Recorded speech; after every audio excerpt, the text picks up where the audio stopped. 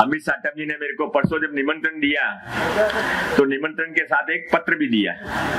वो उनकी स्टाइल है, कोई काम को पेंडिंग नहीं रखते हैं। एक काम पूरा होने को आता है तो दूसरे काम लाइन में लगा देते हैं। तो उन्होंने बोला आप आ तो रहे हो उद्घाटन के लिए, केसरकर साहब भी आएंगे, पर इसका नामकरण होना चाहिए और सबसे चर्चा करके इसका नामकरण छत्रपति शिवाजी महाराज के राज्याभिषेक के 350 साल पूरे हुए हैं, इसलिए इसको महानगर पालिका को मैं केसरकर साहब की, अमित साटम जी की तरफ से, राजन सिंह जी की तरफ से सूचना देता हूँ महानगर पालिका को कि इसका नाम छत्रपति शिवाजी महाराज जल तरण तालाब अंधेरी पश्चिम ऐसा रखा जाए।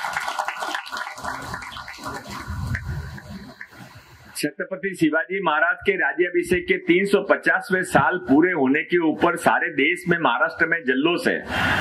और जल्लोष केवल इसलिए नहीं कि वो अच्छा राजा थे, ये जल्लोष इसलिए है कि उनकी जो नीतियां थी, उनकी कृषि नीति थी, उनकी शिक्षा नीति थी, उनकी महिलाओं के बारे में नीति थी, उनको टेक्निकल एजुकेशन के बारे में जो नीति थी, वो नीति आज भी सामयिक है।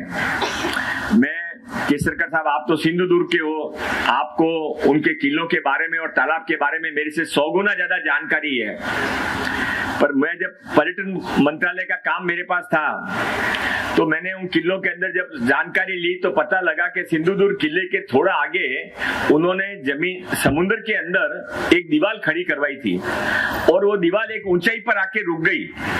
तो इसके कारण जो बाहर से आक्रमण करने वाले शिप आते थे वो बड़े बड़े आते थे, तो वो उससे दीवार से टकरा कर वहीं पे गिर जाते थे और छत्रपति शिवाजी महाराज के छोटे छोटे शिप घूमते रहते थे और किले की रक्षा करते रहते थे। ये उन्होंने उस समय किया 350-400 साल पहले। कितनी उनकी दूरदृष्टि थी और वो काम अब यहाँ पर हो रहा है।